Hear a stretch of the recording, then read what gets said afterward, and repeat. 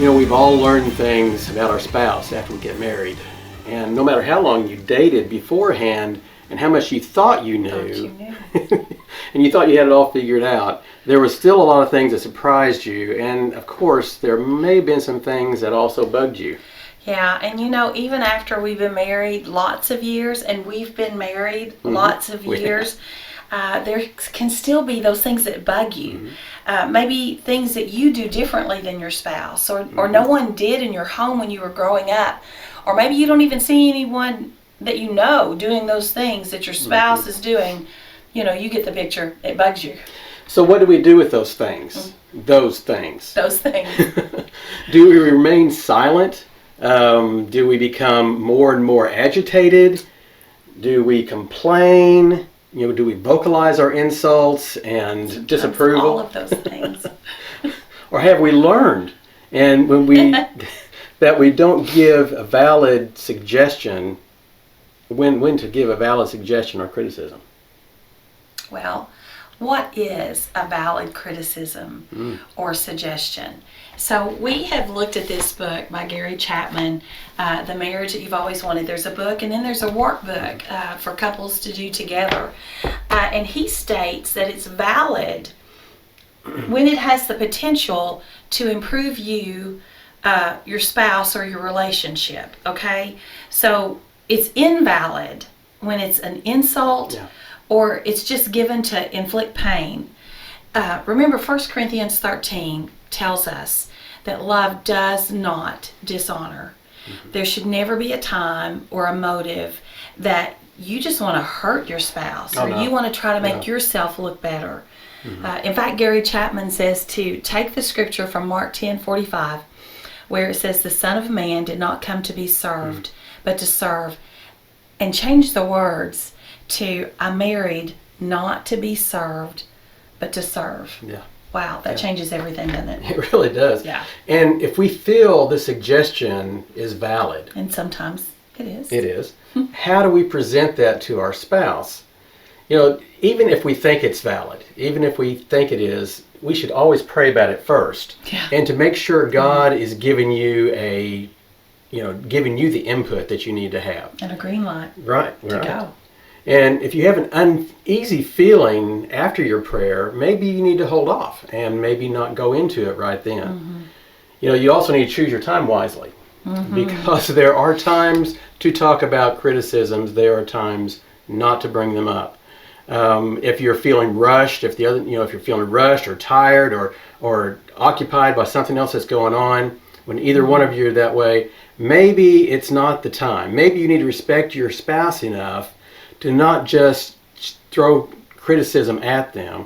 In fact, you could ask them if it's a good time to talk. And if they say no, then maybe you can find another time. And they will let you know when that is. And they will, because they're going to be curious. Sure. And we've done that with each other before. And a lot of times they say, yeah, let's talk, because they're curious as to what it's about. It will also pique the interest, but it'll also... You'll also get in that box. You'll also shows move respect. To that. Yeah. Yes, it shows respect. Yeah.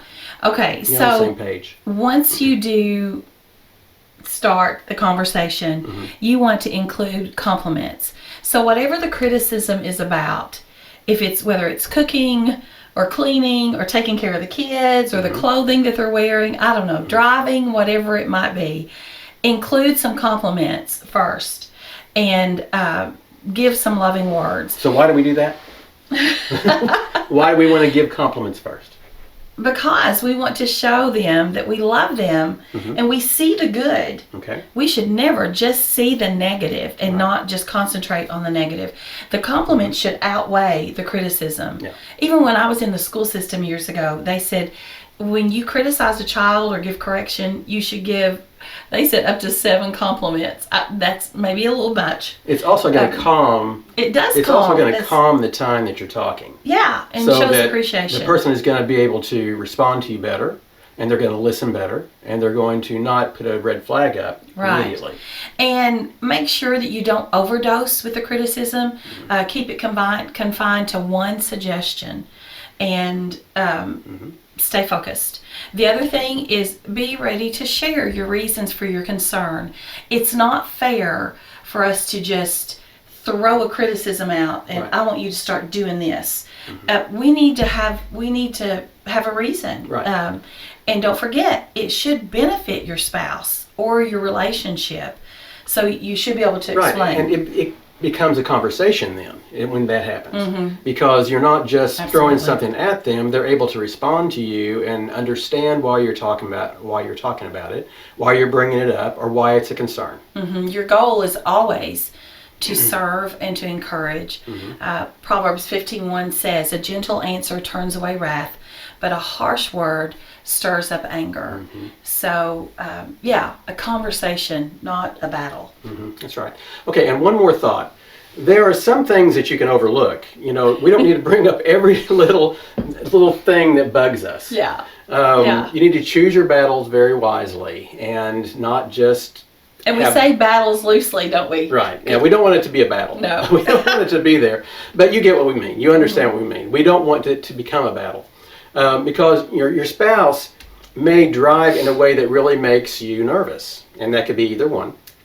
Or you leave the drawer open all the time. Or your spouse may squeeze a toothpaste in the wrong place from the end or in the middle. But you can live with these things.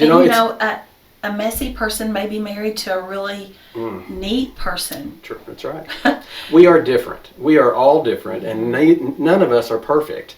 And so we're going to make mistakes. We're going to learn from those things, and it really doesn't matter. You know, if you're newly married, sometimes these things develop along the way as you are married. Things you'll see as you go, and so you need to be open to the criticism that may come your way, but also be able to not allow the things that go on around you to bug you so bad that it creates a battle.